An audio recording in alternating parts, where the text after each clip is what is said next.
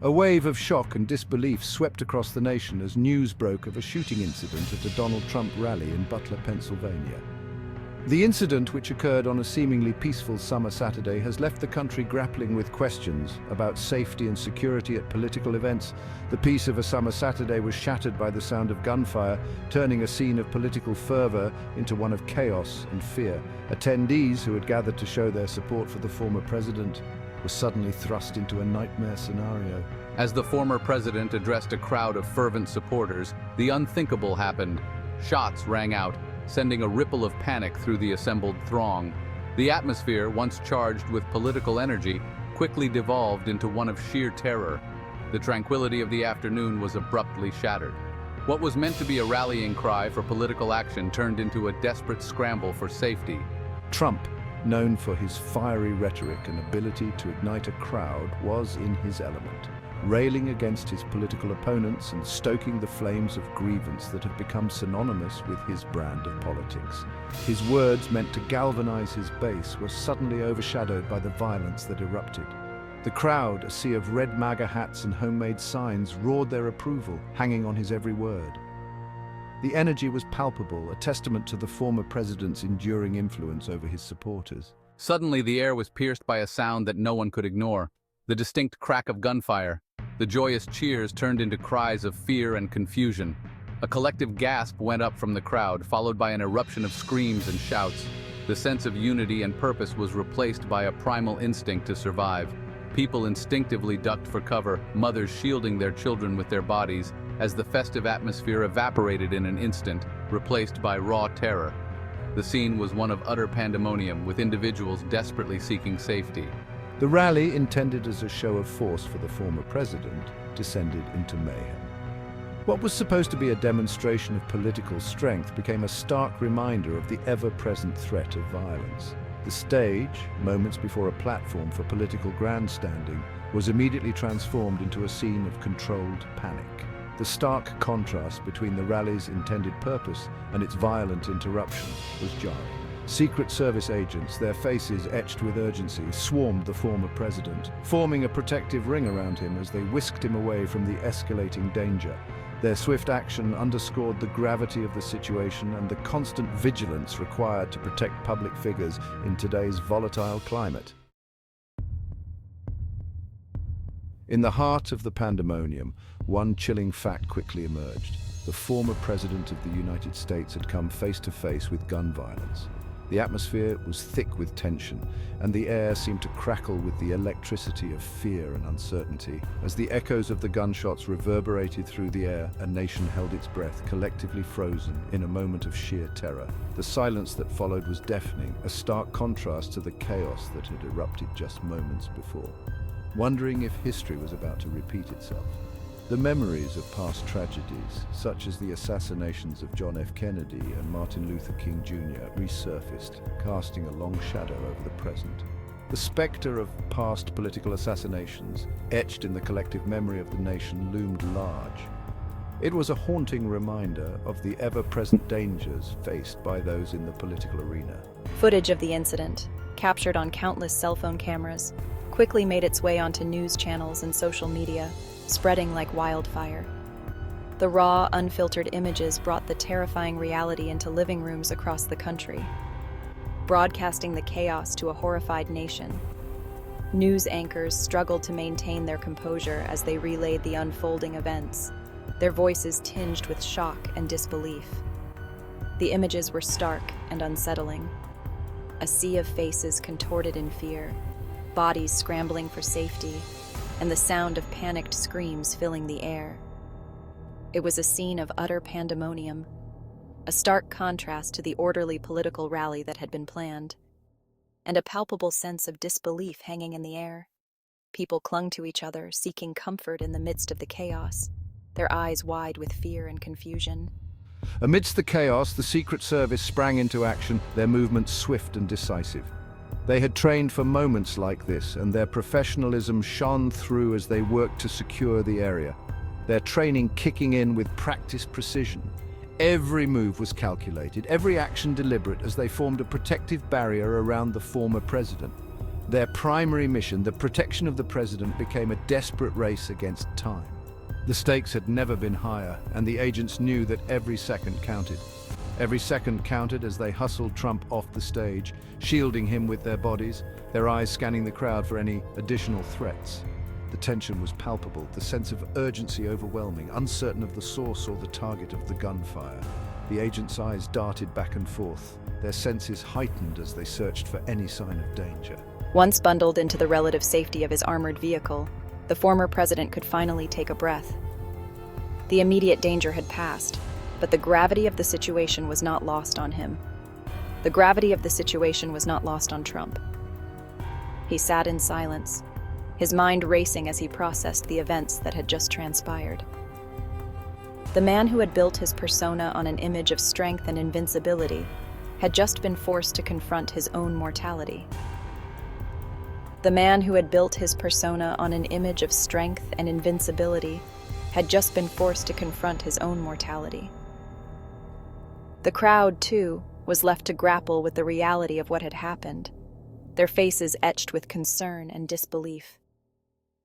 This close call, a stark reminder of the fragility of life, would undoubtedly leave an indelible mark on the former president. It was a moment that would be etched in his memory forever, a reminder of the ever-present dangers that come with a life in the public eye.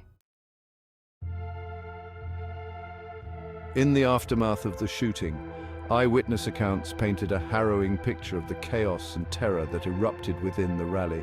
Men, women, and children, caught in the throes of a nightmare, struggled to make sense of the events that had unfolded before their very eyes. Their voices, trembling with a mix of fear and adrenaline, provided a chilling first-hand account of the day's events.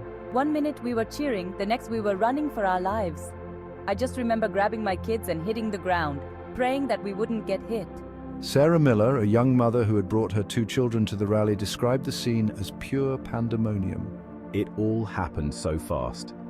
One minute we were listening to Trump, the next we were diving for cover. Nobody knew where the shots were coming from or who was doing the shooting. John Davis, a veteran who had attended the rally to hear Trump speak, spoke of the confusion and disorientation that followed the gunshots. The air was thick with a sense of collective trauma as attendees, many of whom had come to the rally seeking a sense of community and shared purpose, found themselves bound together by a shared experience of fear and vulnerability. The emotional scars of that day, etched into the memories of those present, would undoubtedly linger long after the news cameras moved on. Section 4, the investigation unfolds, searching for answers. As the dust settled and the initial shock began to subside, a massive investigation was launched to determine who was responsible for the shooting and what their motives might have been. Law enforcement agencies from the local to the federal level descended upon Butler, Pennsylvania, determined to piece together the events that had transpired and bring the perpetrator to justice.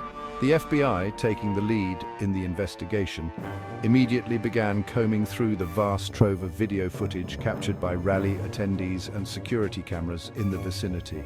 Every frame was scrutinized, every face in the crowd analyzed, in the hopes of uncovering a clue that could lead them to the shooter. Meanwhile, agents fanned out across the city and beyond, conducting interviews with witnesses, known associates of the suspect, and anyone who might have information relevant to the case. The investigation, a complex and multi-layered undertaking, extended far beyond the borders of Butler, Pennsylvania, as investigators sought to determine if the shooter had acted alone or had been part of a larger conspiracy. The nation, on edge and desperate for answers, waited with bated breath as the investigation unfolded. The specter of political violence hung heavy in the air, raising profound questions about the state of American democracy and the safety of its leaders. Section 5. The political fallout, a nation divided. The shooting at the Trump rally sent shockwaves through the American political landscape, further deepening the partisan divides that have come to characterize the nation's political discourse. This tragic event became a focal point for discussions on the state of American politics, highlighting the intense polarization that has gripped the country in recent years. The incident, a stark reminder of the volatility and anger simmering beneath the surface of American society, ignited a firestorm of debate about the role of inflammatory rhetoric in inciting violence. Many citizens and political analysts began to question how the language used by leaders and influencers could contribute to such extreme actions, sparking a nationwide conversation on the power of words and their potential consequences. Democrats, quick to condemn the shooting, pointed to the increasingly hostile and divisive rhetoric employed by Trump and his allies, arguing that such language creates a climate of fear and intolerance that can lead to violence. They emphasized the need for accountability and responsible communication from those in positions of power, suggesting that the tone set by leaders can significantly influence public behavior and societal norms. They called for a toning down of political rhetoric and a return to civil discourse, urging leaders on both sides of the aisle to choose their words carefully and to prioritize unity over division. This call for a more measured and respectful dialogue was seen as a crucial step towards healing the deep-seated divisions within the country and fostering a more inclusive and cooperative political environment. Republicans, while condemning the shooting itself, pushed back against attempts to link the incident to Trump's rhetoric, arguing that such connections are speculative and unfair. They contended that attributing the actions of a lone individual to the broader political discourse was an oversimplification and a distraction from addressing the root causes of such violence. They maintained that the shooter, an individual acting alone, bears sole responsibility for their actions, and that to suggest otherwise is to engage in partisan blame-shifting. This perspective highlighted the complexities of attributing blame in such incidents and underscored the importance of focusing on individual accountability rather than broad generalizations. The shooting, a tragedy regardless of one's political affiliation, served as a grim reminder of the fragility of American democracy and the dangers of unchecked political polarization. It brought to light the urgent need for a collective effort to address the underlying issues that contribute to such acts of violence and to strengthen the democratic institutions that uphold the nation's values. It underscored the urgent need for national dialogue and reconciliation, a recognition that the ties that bind Americans together are stronger than the forces that seek to tear them apart. This call for unity and understanding was seen as a vital step towards bridging the divides and fostering a more cohesive and resilient society, capable of withstanding the challenges of the modern political landscape.